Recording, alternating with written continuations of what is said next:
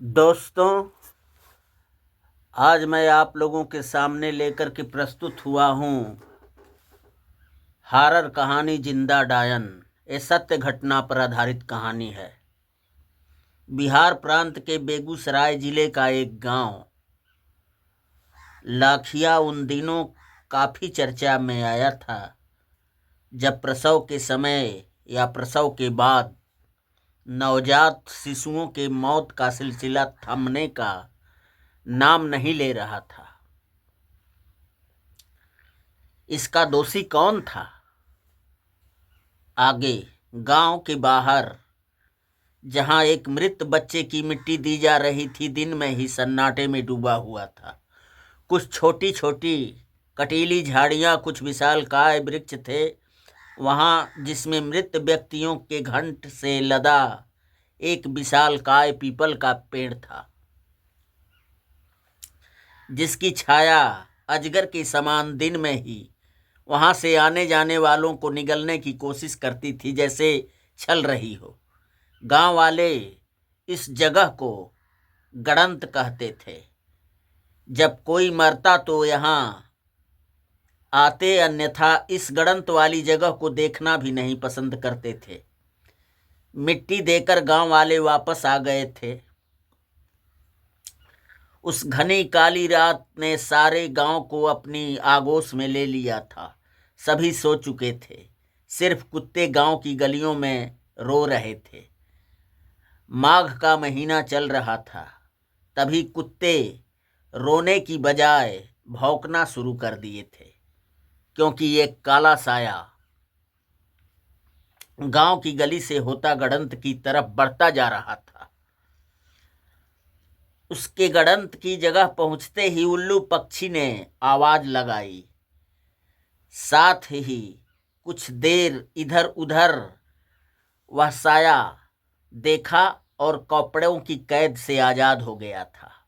वह निर्वस्त्र नमाजी अवस्था में अपने दोनों घुटने मोड़कर उस मृत शिशुओं की कब्र के पास बैठते ही एक अट्टहास किया।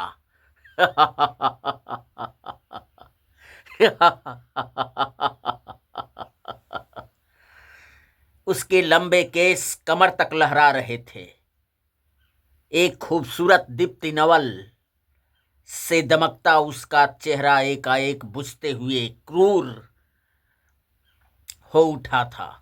वह युवती बोली, मैं आ गई हूं पिशाची कपाल, मैं आ गई हूं। वह तंत्र का मंत्र बोली, दुरंग में सुरंग में आकाश में पताल में, मुझे शक्तियों का बेग दे, मुझे शक्तियों का बेग दे, मुझे शक्तियों का बेग दे। इतना मंत्र कहते ही लगा कि गड़ंत की धरती में भूचाल आ गया हो। उस पीपल वृक्ष में बंधे मृत व्यक्तियों के घंट जैसे आकाश छूने की कोशिश कर रहे हों। गीदड़ों की आवाजें उस काली रात को चीरने लगी थीं। तभी उस युवती के हाथों में आज का मिट्टी दिया हुआ शिशु झूल रहा था। क्यों रे, इतनी गहरी नींद तू सोया हुआ है? देख, तेरी पिशाचनी मां तुझे जिलाने के लिए आ गई है। आ गई है। वह युवती उस मृत शिशु को, जो हरकत में आ गया था, उसे घूरते हुए बोली थी। और फिर उसने अपनी झोली से तैल शीशी और एक छोटी सी कटोरी निकाली और अपने दोनों पैर फैलाते हुए मृत शिशु को पैरों के ऊपर लिटाया और उसे मालिश करने लगी थी।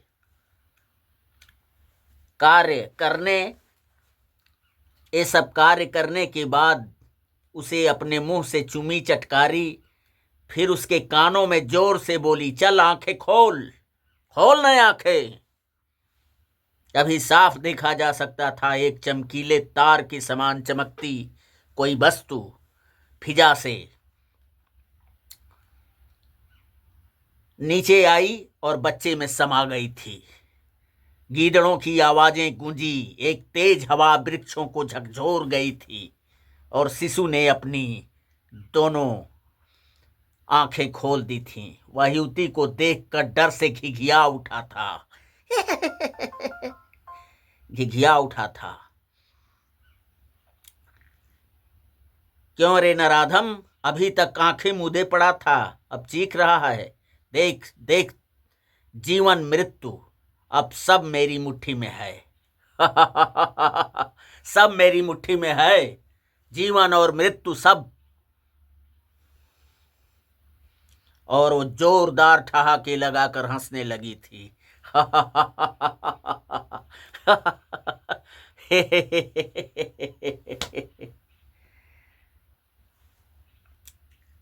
फिर वह युवती उससे क्रूर नजरों से घूरती बोली, अब तुझे सुला दूं तभी होगी मेरी असली परीक्षा। और उस क्रूर युवती ने बाएं हाथ से उसे पकड़ा और दाएं हाथ से उस शिशु की गर्दन में मोड़कर उसे मार दी थी। शिशु की एक प्रेती आर्तनाद भरी चीख उस काली रात को चीर गई थी और उस मृत शिशु को वह अभी दफना ही रही थी कि वहां एक फकीर आ धमका था। युवती हड़बड़ा गई, या खुदा मेरे गुनाह माफ कर, ये जो वो सामने होते हुए मैं देख रहा हूं, इसके लिए मुझे क्षमा कर, क्षमा कर, बख्श दे इस अपराधन को। फकीर बोला, देख तो लिया मगर किसी और को बताने के लिए जिंदा नहीं रहेगा तू फकीर। और युवती झोले से अपनी रक्त सनी कटार निकाली और फकीर पर झपट पड़ी थी। फकीर बोला, रुक जा जिंदा डायन, मुझे भी तैयार हो जाने दे। मगर फकीर अपनी झोली से कुछ निकालता कि तभी युवती अपना खूनी कटार फकीर के सीने के पार उतार चुकी थी। फकीर की आवाज एक बार निकली थी और वहां खामोश हो गई थी। फकीर के हलक से एक जोरदार चीख निकली और उस काली रात के सन्नाटे में गुम हो गई थी। और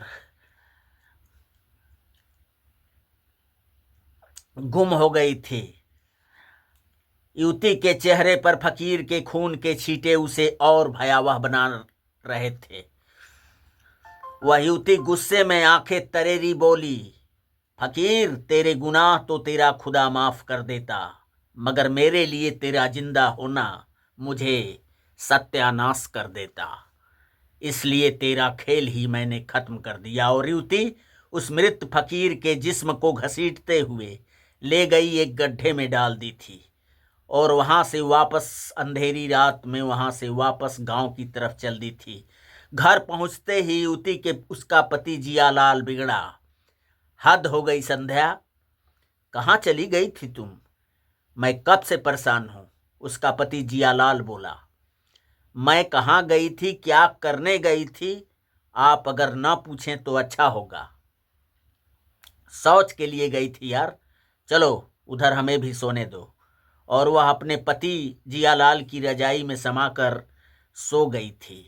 आज गांव के चौपाल में बातें हो रही थी, इस गांव को किसकी बुरी नजर लग गई है मुखिया जी।